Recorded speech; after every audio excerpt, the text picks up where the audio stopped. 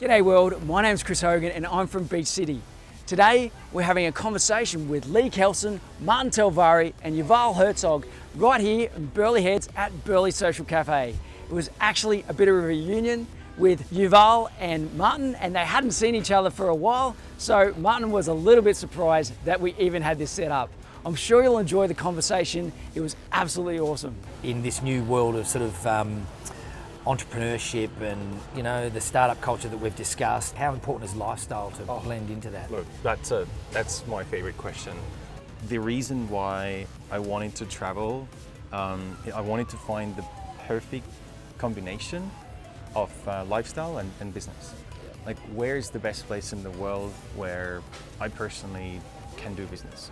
My day-to-day, I wake up, I ride my bike here at 7 a.m., 8 a.m. How do you manage the stress is important, and you want to be in a relaxed place. And I think being close to the beach, cafes, good food, get proper sleep and all those things are really important for all kinds of work, for millennials and for everyone. For everyone, right? Yeah, right. I've done skydiving.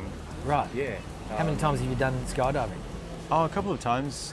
Is there some comparison between running events and jumping out of an aeroplane? Yeah. You got a hard deadline. You got to. You got to pull the cord at the right time, right?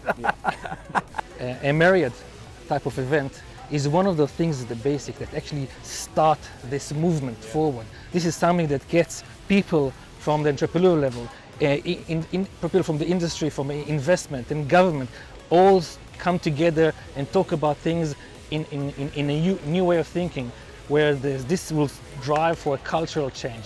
Yuval, mate, we have you to blame or you to thank? I guess so. If you want to point a finger, I'm your man usually. We decided to go to one of the biggest startup competition in the world in Finland, Slush.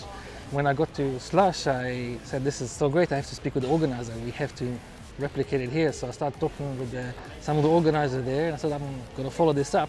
I was invited to a forum, a Gold Coast City forum, about how to bring innovation and how to change the landscape of how business is done, and how to encourage entrepreneurship and startup in the Gold Coast by the council.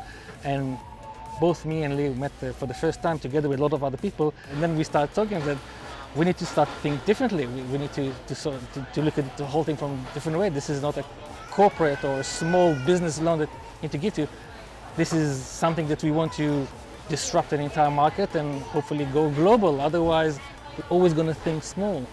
We spoke with Martin, we had a lot of conversation. We had numerous conference calls in Finland and wherever you were at the time. We started doing a lot of legwork to see who's interested, what's the political scene, what's the corporate scene. What's the appetite for it here? Who's going to be contributing, who's going to be participating, and we met with everyone and anyone. State, local, federal. We met with everyone and anyone that would give us the time to talk to us. Then things really started to move from there. After months of chats, I think we knew that we were going to do this. That was just a perfect opportunity. And then, well, long story short, we did Slush in Melbourne.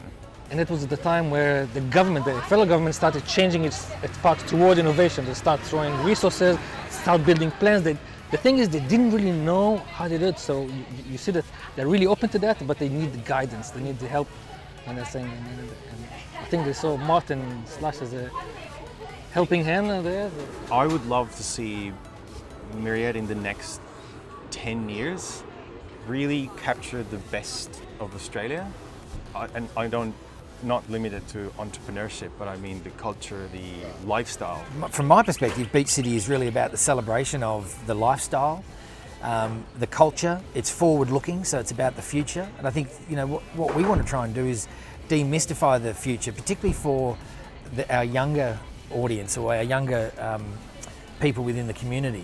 What I'm really passionate about is helping, particularly, all entrepreneurs, anyone that has an entrepreneurial spirit, but particularly what I call the Triple J demographic in Australia, which is that late high school through to sort of your late 20s, where you're looking to access, have a voice, have a platform, and access information that's relative to you and your lifestyle, and more importantly, legitimising that entrepreneurship is a path. But if you're out there, you're building good products, you're making customers happy, then that's a really cool thing to be doing. Yeah, exactly. And that's the message that I want to get across. Yeah. Myriad is not going to be building the community. We're just playing a tiny, tiny little role in this. And if like, it requires everyone to come around the discussion, we're just throwing a party. I think there's a will definitely there. There's definitely an intent. I think that everyone's still grasping for to shore, but I think with some innovation or some initiatives such as Myriad, it's going to go down the right path. Because the drive is there. You can see the new generation coming in. They want it, they need it, and the economy of the world demands it. So this is going to be a survival act. Survival of the fittest, right? Yeah. There's two things that we can do, that we can all do as a community from grassroots, and that is build true international global networks, and build capability into our people here. And whether that's that's practical entrepreneurial skills that come through experience, and getting that experience to the people that need it the most. Yeah. And that's stuff we can do, right? Yeah. Yeah.